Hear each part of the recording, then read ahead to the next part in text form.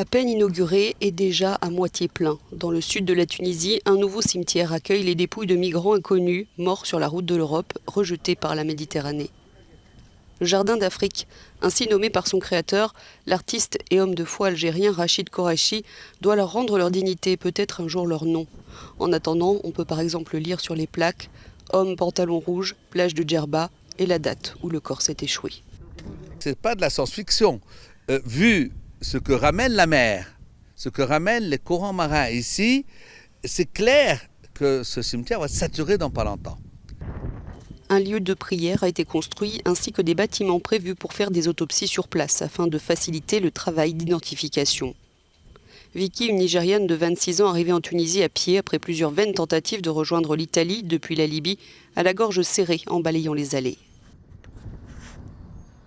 Beaucoup de vies ont été perdues. Beaucoup de personnes qui voulaient se rendre en Europe mais n'ont pas réussi. Beaucoup de personnes qui ont de la famille en train de les chercher sans savoir qu'ils sont morts. Voir ces tombes me rend très triste. Dans l'ancien cimetière, un terrain sablonneux près d'une ancienne décharge, les cantonniers municipaux de Zarzis, aidés de bénévoles, ont enterré plus de 600 inconnus. Seule la sépulture d'une Nigérienne, Rosemary, est marquée par un peu de béton et quelques fleurs. Depuis le début des années 2000, la municipalité de Zarzis, l'une des rares à prendre en charge les dépouilles de migrants dans la région, en a inhumé plus de 1000 venus d'Afrique, d'Asie ou simplement de communes voisines.